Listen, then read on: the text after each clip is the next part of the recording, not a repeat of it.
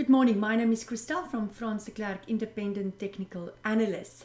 The first one on our list is AMZN, and this week we are going to look at especially the US market and some of the guys that really flew to new heights and are supporting the rally that we've seen in the US markets. And we know that this is their busiest week, right, for reporting season of the quarter. So there might be some volatility, or maybe it will confirm to them that the bullish trend is in place and that the momentum to the top can continue. Now, AMZN is in overbought territory, right? But we can see for the last 4 weeks, including this one, which is in the making, the share has stopped making new highs, right?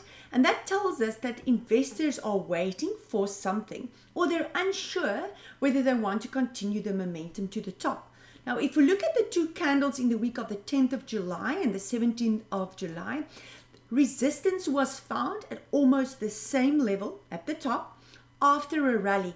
And this can be seen as a possible tweezer top formation. And that is a turnaround pattern for possible more downside. Now the tweezer top will be confirmed when the lowest part of you can either use the real body or the shadow, right? I would use the shadow of the week of the 17th of July, and that is waiting at $128.42. Below that level, the first sign of weakness will be confirmed on AMZN. Now, take a look here. I've drawn in, remember these are weekly graphs, and I've drawn in a 20-week moving average this week, which is represented by the green line. And we also have a 40-week moving average represented by the red line. Now, when the shorter moving average, and the reason why that moving average will always move faster is because it is the closest one to the last trading price, because there's only the last 20 weeks closing price was taken into consideration to calculate the last spot of the 20-week moving average. The 40-week moving average obviously includes the closing prices of the last 40 weeks. In other words, the average will automatically be a little bit more away from the current price. So the shorter moving average will always move a little bit faster, one, and two, should be a lot closer to the current price. So when that shorter moving average, in this case the green line, starts to break upwards through the longer moving average, in this case the red line, we talk about a golden cross formation. And that is one of the formations or phenomenons that you can use in technical analysis to confirm a bullish trend. And that very often gives long-term investors confirmation that the bullish trend has been confirmed on the graph and that the momentum to the top can escalate. Now that a beautiful, positive golden cross formation, but the same applies once the shorter moving average breaks downwards through a longer moving average, and that's when we call it a death cross formation. And that's a negative phenomenon. Why? Because it confirms that the bearish trend for long-term investors have been confirmed on the graph, right? So at the moment we can see that the bullish trend is still in place on AMZN, all right? So for those investors who have a little bit of a longer term view can use that. And then obviously strong support levels as it might retrace. You can use the strong support levels, $121.15. Obviously the level of the 20-week moving average, $118.19. That strong resistance there at $114.12 can be used now as a support. But again, once that high in the week of the 10th of July, waiting at $136.65, when that level changes into a support again, we can assume that the momentum to the top can continue, and the share might want to go back to that resistance in the week of the 15th of August and test it at $146.57. But take note, my stochastic, that elastic band is extremely stretched. I've got a negative divergence where that blue line has broken downwards through my orange line, which confirms that the probability for downside is there. However, I don't have confirmation in my candles yet. I don't have confirmation of my tweezer top yet. Next one on our list is Nvidia.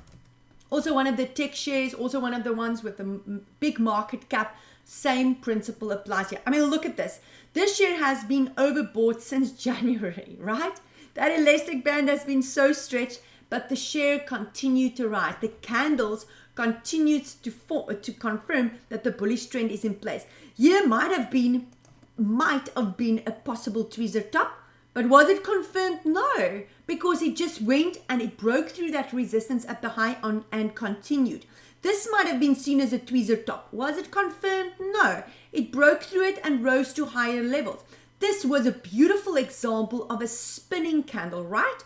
Both shadows on the upside and the downside of the candle is almost the same in length, which implied indecision. Was it confirmed below the lower shadow? No.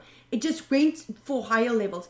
Again, I've got a possible tweezer top. And I say possible, why? Because the negativity around the formation has not been confirmed yet. So it can either be the low of that second candle or the first one. Either the real body or the shadow, right? I like the real body in this case. Why? Because it's got many more touching points if I look back at the history.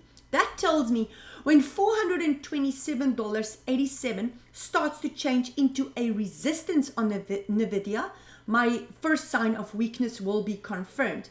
Again, when the share changes $480.88, which is that resistance at the top, into a support, we can assume that the momentum to the top can continue. But have a look again, the same as in Amazon's case. For 4 weeks now, the share have consolidated sideways, which tells me they're waiting for something. They're unsure whether they want this momentum to the top to continue. Now, if we look back at the history, this share is at an all-time record high. Do we want to buy it now and accumulate it? No, definitely not. This is a place where investors should consider taking profit. Very important, my golden cross formation, where that green line, the 20-week moving average, broke through my red line, the 40-week is still in place. That tells long-term investors the momentum to the top. The bullish trend on Nvidia is still in place. Below that tweezer bottom, it will just show the first sign of weakness. So some might start to trade profit there. First bit. Second bit, when lower highs is confirmed. Third bit, when my 20-week moving average starts to change into a resistance. All right. So there are many ways to take profit. This is just one of them. But as I said, momentum to the top, only below that tweezer top will the first sign of weakness be confirmed. Meta needs no introduction. Listed on the NASDAQ, same story. Look at this. Since about April, we can even say in March, the beginning of this year, the share has remained overbought. That elastic band stretched, but the momentum to the top continued. One bell hold line candle after the other. Very important, my golden cross formation is still in place, implying, confirming, putting a stamp on it that the bullish trend is still in place, right? Last week's, I would call that even a bullish Marubozu candle. That's more than a bullish engulfing. Strong bullish Marubozu candle tells me, with up 10.6% again in 1 week, despite being so overbought, the trend, the feeling, the sentiment towards Meta is still very positive. Now, if we look back, we can see that, listen, this share is very strong resistance was found here back in January at $328. Very important level. Why? Because the share could not touch it last week. It only touched $326.20. And when a share does that and not go back to a previous high, even if it's just, a couple of cents, it tells me that buying power was not strong enough. So should that level of that strong resistance of $328 on Meta not change into a support, the first yellow light, orange light will show on Meta, implying that you have to be careful that some profit taking might take place. Right. And then obviously that next resistance is waiting there at $350.71. And then that all-time high, obviously also a strong resistance that the share can go and test, waiting at $385. And as I've said, if the share should retrace, you can use previous strong support levels and moving averages to decide whether the negative sentiment will continue, should it retrace, or is the bullish trend for Meta still in place. Don't forget to send through your requests for next week's recording via Twitter or email. Have a fantastic week. Take care.